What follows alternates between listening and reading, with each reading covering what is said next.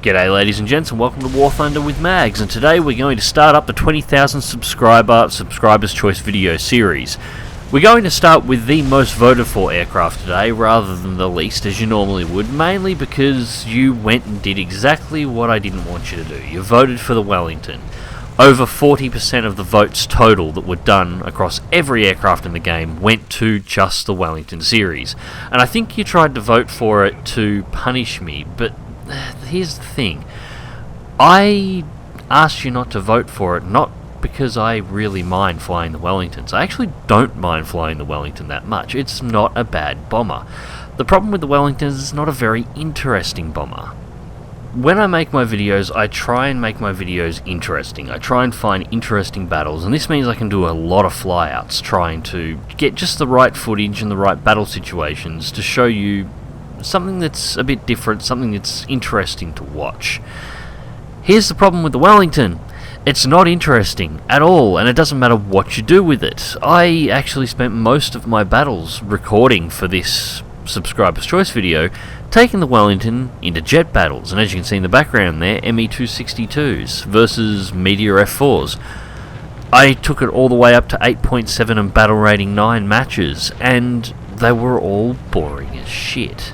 The Wellington's just not a very interesting aircraft. It does exactly what it says on the box and nothing more. It used to be really interesting to fly. It used to have, well, it was basically a bug in its flight model that allowed it to fly around like an extremely slow, extremely heavy, extremely fat Zero.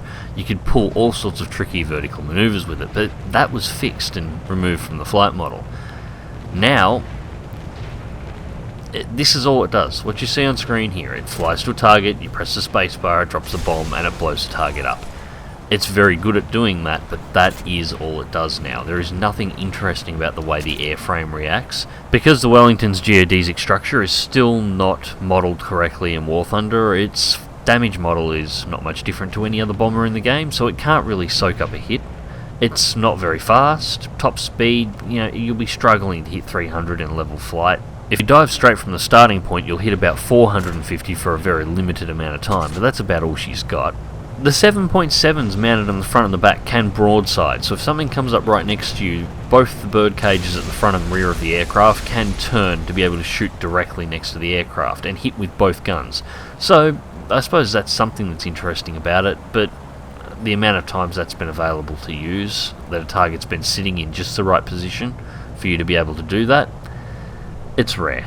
What you're about to see on screen was pretty much the most interesting moment that I actually had flying all these jet battles. Well, the most interesting moment that I had trying to record for the Wellington. And it's going to be me dying, of all things. My entire team's been wiped out. I'm the last man standing on my team. I am in first place after blowing up a large number of ground targets and then gunshipping a few more out. But I've been found by a 262 A1U4 who is so confident of making a clean 50mm kill that he decides to come at me inverted. And that was a bloody nice shot. So I tried my best to spice this up, but the Wellington is a plane that I just couldn't do it in. It's just one that I could not get an interesting battle. So if I can't show you an interesting battle, how about I show you a version of the Wellington that's never been on the channel before. This is the Wellington 1C German Premium. I've had this thing since, well, before I even unlocked my first jet. This was one of the very early premiums I picked up. It may have actually been the second premium I ever bought. Why the hell would you buy a premium Wellington, you might ask? Well, it comes down to the way it was tiered at the time that I bought it. When I got this Wellington, the 20 level system was still in place. The battle rating system hadn't been implemented in the game yet. This meant the tiering for the aircraft was significantly different to what you see today. The Wellington 1C Premium, back when I first got it, used to spend most of its time fighting biplanes from the reserve ranks. In an absolute worst case scenario, it would run into maybe a Spitfire A or something along the lines of a Hurricane 1 or maybe 2. That was the most powerful machines that this thing faced at the time. The second reason why I bought it was exactly the same reason that most people at the time actually had this aircraft sitting around in their hangar. It wasn't because anyone enjoyed flying the Wellingtons, it was because of the amount of money it made. This thing used to make more money than the D13. It was hands down the best money grinder in War Thunder. In the old economy, it used to be possible to pull in anywhere near 200,000 credits a match with this plane, and all you had to do is fight off biplanes while you were doing it. You didn't even use the 9 500-pound bomb load, which you see me using here because I'm engaging some slightly heavier targets. You used to use the larger bomb load of 250-pounders because anything that got hit by one of those at the time just disintegrated.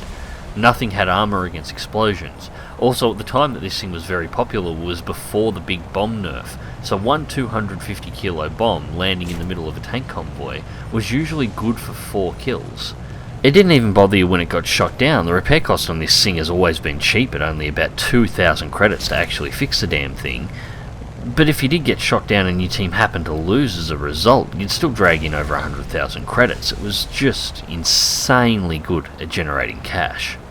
As you're going to see in this battle, it's still not all that bad today.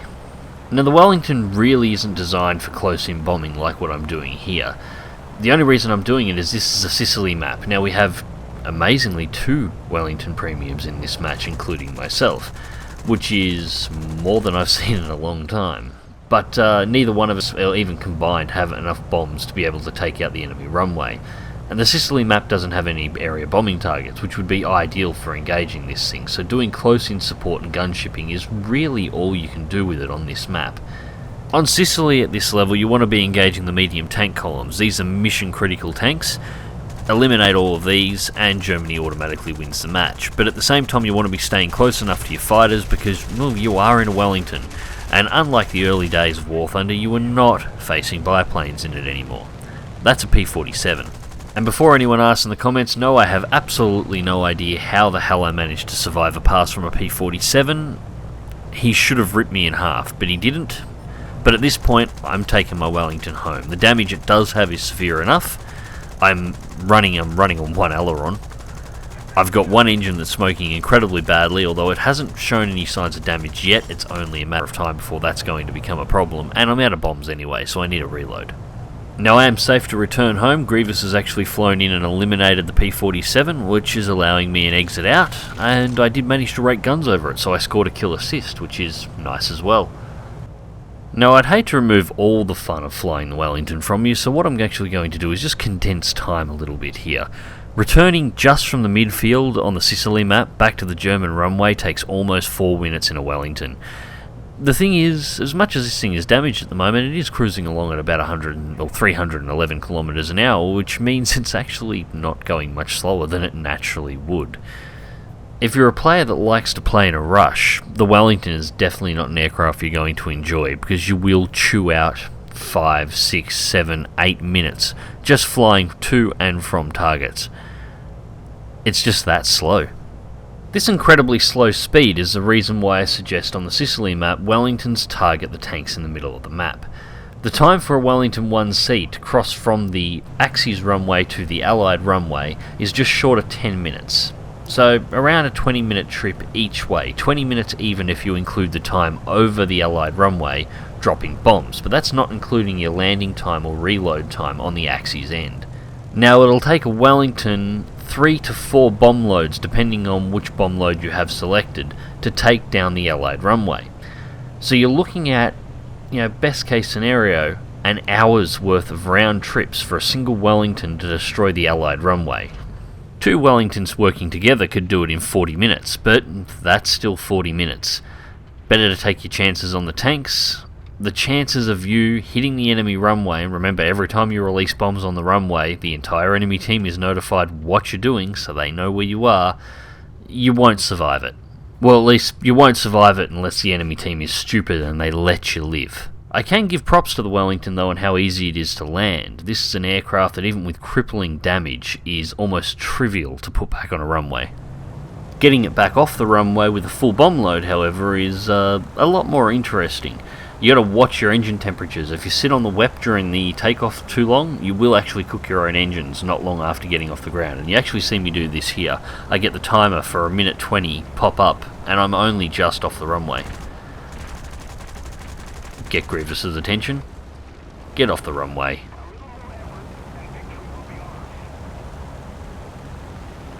Over half the runway gone, I'm still only doing 180 kilometers an hour. I'm just starting to lift, however. landing gear up. Not quite at 200 kilometers an hour yet, but at this speed, with the Wellington's lift, I can safely turn off and start heading towards my targets, or at least heading towards the combat zone and deciding exactly which set of targets to attack next. Now I'm still sitting on the wet because I'm trying to get as much airspeed as I can freshly off the runway, but if you check the engine temperatures, you see I'm just about to pass 200 degrees on the engines, and there goes the oil temps. Still on approach to 230 kilometers an hour, still flying over the outlying hangars on the runway, and I'm already starting to hit the overheats, and there we go, there's the timers on the engines. When taking off from the runway with a full payload on board in the Wellington, pay careful attention to your engine temperatures, otherwise, well, when it looks like that, it's generally not a good thing. Now, cooling down in the Wellington is actually a little bit more difficult. In a traditional fighter, you'd pull the throttles back to zero for a couple of seconds and then throttle back up. But in the Wellington at this point, you're still only doing about 246 kilometers an hour, and you're under 1,000 feet up. You don't want to really be pulling the throttles back on a fully loaded bomber that's moving that slowly. Best bet is just to pull the WEP off, and just try not to climb too fast. Try and keep your airspeed up over 250 kilometers an hour or better if at all possible. This does seem to be all it takes to actually cool the engine down. Just don't leave it too long after your overheat timers have come up if you run into this situation. Otherwise, well, the longer it takes for the engines to cool back down, and you might find yourself in a situation where you've got a couple of dead engines. Now once again, let's fast forward time so we don't all die of old age, and all I was really doing at this period was deciding exactly what ground targets I was going to attack next. I was originally lining up the last medium tank on the north side of the lake. It was the one medium tank that I missed on my last pass. However, I've decided to go to the south side. The main reason being is the other Wellington is already on its way to that one medium tank, and that medium tank is the only mission critical ground target on that side of the lake. We only have 8 targets remaining total, 7 of them are to the south, and I have a bomb load that's capable of taking them all out. And at this point in the match, the German team already has the match in the bag. There are only 2 enemy fighters remaining, both of them are currently being engaged by members of our team. If they lose those fights, we win. If they win those fights, well, there is only 8 bombing targets remaining, and there's 2 fully loaded Wellingtons heading towards them, so we bomb them out and we still win. As it turned out, one lost his fight and the other one did his best to try and run for as long as he possibly could, but it didn't matter. The other Wellingtons just eliminated the medium tank on the north side of the lake, and I am on approach to the final medium tanks on this side. Our own ground forces has actually gone through and nuked a couple of these things as well, so it's not really a major issue here. Just make sure they're all lined up. Release across. Now it looks like there's actually 3 vehicles remaining. There weren't. That was the last 3 vehicles that needed to be destroyed. It just takes the game a little bit to do its calculations, so this match is over.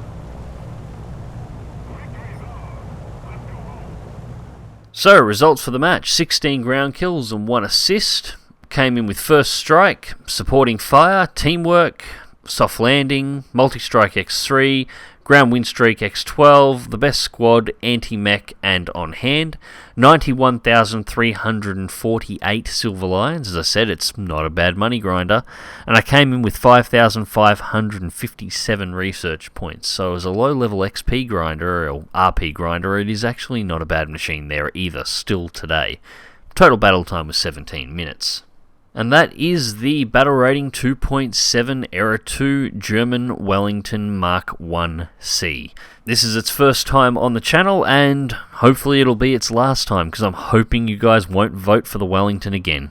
As I said earlier, it's not so much that I hate flying the Wellington, it's just that it's a boring aircraft to try and make videos out of, and it doesn't matter which Wellington you pick, it doesn't matter which battle rating it's at, they're just uninteresting aircraft. But 487 of 1,012 people that voted for Wellington, so you guys asked for it. Click like if you do, subscribe if you want to see more, fly smart, fly safe, and I'll catch you in the skies.